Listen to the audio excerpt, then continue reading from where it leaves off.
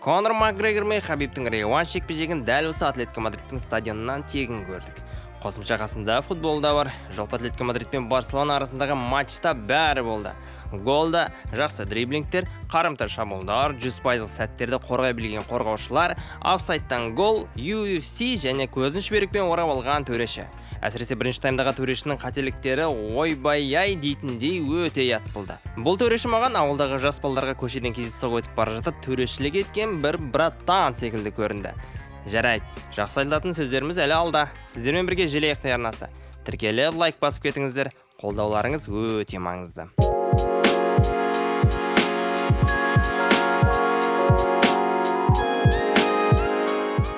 Атлетико Мадрид пен Барселона 16-шы тур аясында сұмдық матч көрсетті. Есептек 0-1, алайда бір ғана гол соғылса да матч іш пысатындай болған жоқ. Ойынның басында әдеттегі Барселона мен Атлетиконың ойынын көрсек, ойынның соңына қарай Доктор Стрэндждің мультиәлемнен бір нәрсе жасағанын байқап, екі команданың стилі ауысып кеткенін көрдік. Барселона адам таситын автобустарды шетке қойып, фуралармен қорғанғандай болды. Ал енді сәттер мен голдарға шолу жасап, бірден өзімнің субъективті және объективті көзқарасым бойынша талдайын. Матч басталды. Барселона өте жақсы ойын көрсете бастады. Әдеттегідей Атлетико допты ала алмай әлек, ал допты алам деген прессингі онша емес. 10-шы минутта Атлетиконың жартылай қорғаушысы 34-ші номерлі Барриостың ортаға шығарған сәтсіз пасына Балде жылдамдығын қосып жетіп алып, ортада ашық тұрған Ансу Фатиге допты береді. Ал Ансу Фатидің бірден қақпаға тепкенін қорғаушылар жатып қайтарып жіберді. Барлығы айтып жүр жалпы, Фати қазір нашар ойнап кеткен деп. Кезінде Барселонаның болашағы деп тіпті Мессидің 10-шы нөмірінде берген еді. Қазір болса қосалық құрамның ойыншысынан да әлсіз ойын көрсетуде деп шағымдануда. Енді мен Фатидің ойынын сирек көрген соң нақты бір нәрселер айта алмайтынмын. Алайда осы ойыннан кейін олардың шағымы орынды екен деп тілімді жұттым. Осы сәттен кейін бірде-бір сәті түгіліп пайдалы ісі де болған жоқ. Пайдалы ісінен бөлек алаңда жүргені де байқалмады. Ал мына үлкен мүмкіндікті ол барынша пайдалану керек еді. 21 мен 22 минуттарда орын алған голға келейік. Педри допты ұстап алға басты. Гризман да артында қалдырды. Коке мен Барриостың жанынан өтті. Савич мен Хименесті өзіне тартып, Гавиге пас береді. Ал Гави 90 градусқа бұрылып жүгіріп келе жатқан Дембелеге пас шығарады. Ол болса бірден қақпаның арғы бұрышына теуіп есепті 0-1 етеді. Орындалу мен аяқталу бойынша өте тамаша гол. Әсіресе Педридің жеке жүгіріп өткенін бөлек айтуымыз керек. Голдың 90%-ын осы тәуекел әкеп берді. Бірақ мені бір нәрсе алаңдатады. Гол әділ соғылды ма? Педри Гавиге пас берген сәтте Гави Рейналдоды қолымен итеріп құлатады. Рейналдо бұл жерде құлағаны оған пайдалы ма?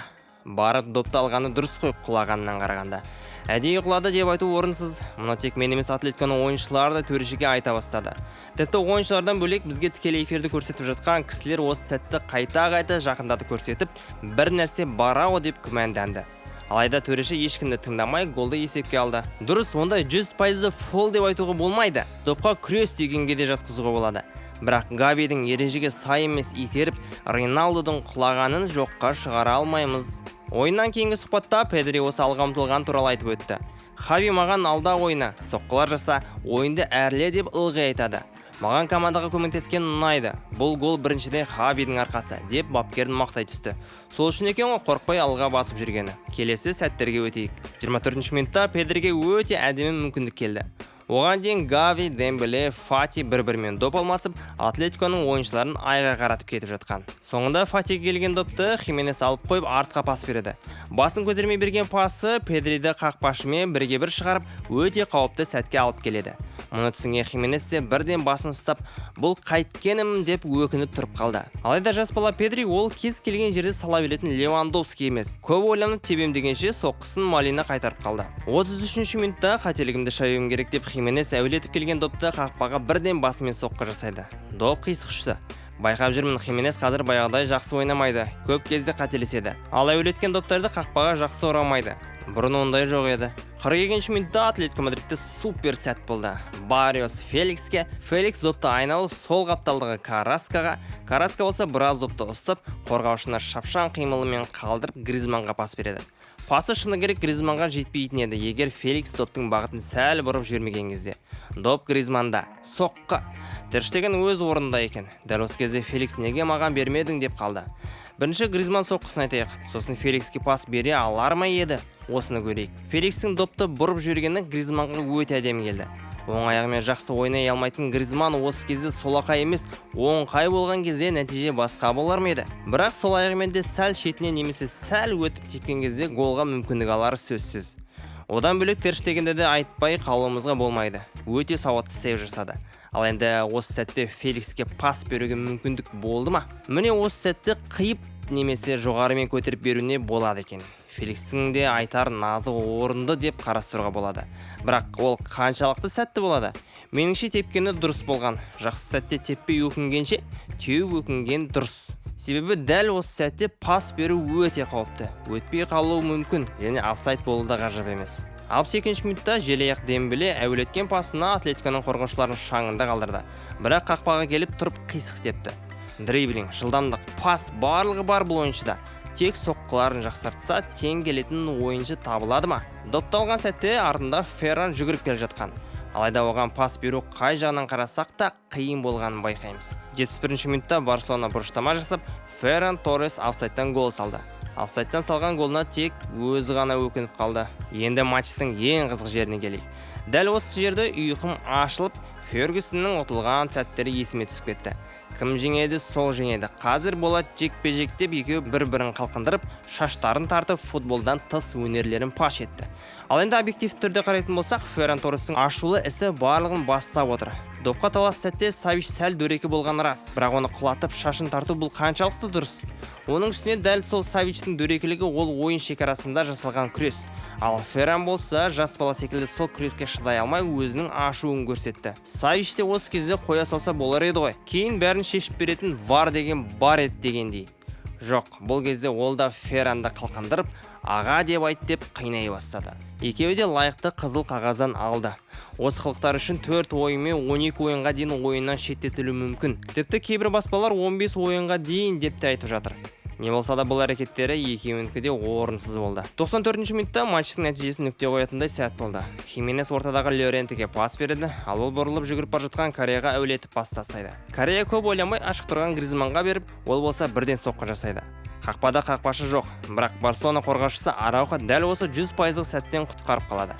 Арауха матчтың қаһарманы. Осы уақытқа дейінде ол біраз сәттерде құтқарып, жақсы пастар беріп жүрді. Корея допты алған кезде соққы жасайды деп ойладым. Себебі соққы жасауға жақсы сәт болды.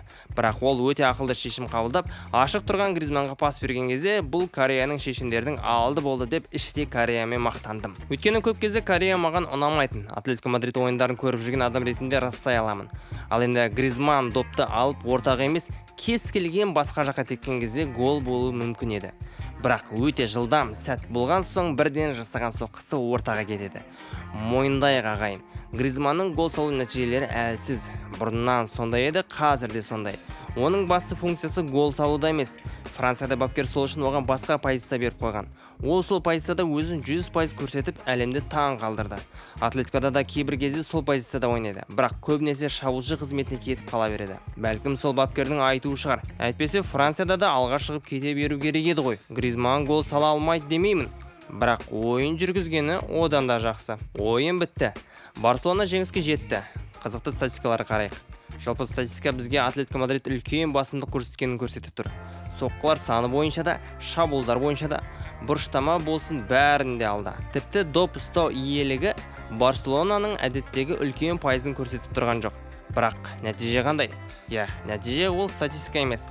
100 соққы жасап та ұтылып қалуыңа болады. XG, яғни күткен голдар статистикасын алып қарайтын болсақ, Атлетико 1.94 голға ие, ал Барселона 1.24. Яғни Атлетико кемінде 2 гол салуына мүмкін еді. XG бұл әр соққыны 1 деп есептемейді.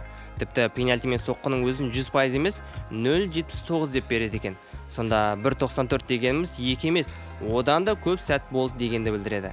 Статистика осылай көрсетіп тұрғанда ол Барселонаның өте жақсы қорғана білгенін айтады.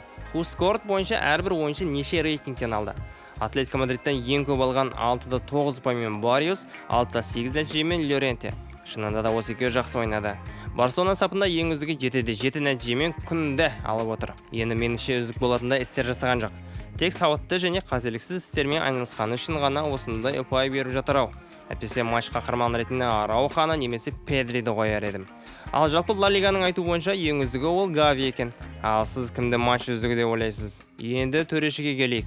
Төреші бірінші таймда Барселонаға жақтасқандай болды. Көп сәттерде Атлетико ойыншыларын құлатып жатса, ысқырығын үрлемейді. Ал Барселона ойыншылары күреске барса, бірден ысқырып Атлетикоға қарсы айып соққыларын беріп отырды. Неге олай? Мұны түсінбедім. Тіпті комментаторлардың өздері де аң-таң болып жатты. Ал екінші таймда төреші біраз ойланған секілді. Бір көзге түсетін күмәнді шешімі болған жоқ. Өте сауатты төрелік етті. Ойыннан кейін бапкерлер не деді? Хави: біз әлі ештеңе жеңген жоқпыз, бірақ мен бақыттымын. Біздің шабытымызды арттыратын маңызды жеңіс. Ойын нашар болса да осылай жеңуге де болатынын көрсете білдік. Жақсы ойнай алмасақ та 3 ұпайға иелендік. Бұл 3 алтын ұпай. Диего Симеоне: Атлетико бұдан да жақсы есепке лайық, бірақ жеткіліксіз агрессивті болды. Жаман істерден гөрі жақсы сәттеріміз көбірек байқалды, деді ол. Ал екі капитаншы Серхио Бускетс: Реал ұпай жоғалтқанын білдік, сол үшін мазаны алатындай ойын болды. Ойында жақсы бастадық, есепті тіпті 2-0 етуге де болар еді. Бірақ қарсылас команда жақсы прессинг қойып, шабуылдарымызды тоқтатты. Ең бастысы қақпамызға гол жібермедік. Қонақ болып келген ойындарда әсіресе осындай ойыншыларға командадан қақпаға гол жібермеу өте маңызды. Қиын болса да керекті ұпайға ие болдық. Коке: команда өзін барынша бере алғанына мақтанамын. Мұндай нәтижеге ешкімді кінәлай алмаймын. Шындығына келгенде жоғарыға көтерілу қазір қиын, бірақ орта жолдан сүлгімізді тастамай, аяғына дейін күресеміз. Келесі ойындарымызды жеңеміз дегенге сенемін, деді ол. Желаяқты арнасымен бірге болыңыздар. Келесі матчтарда жолыққанша сау саламат.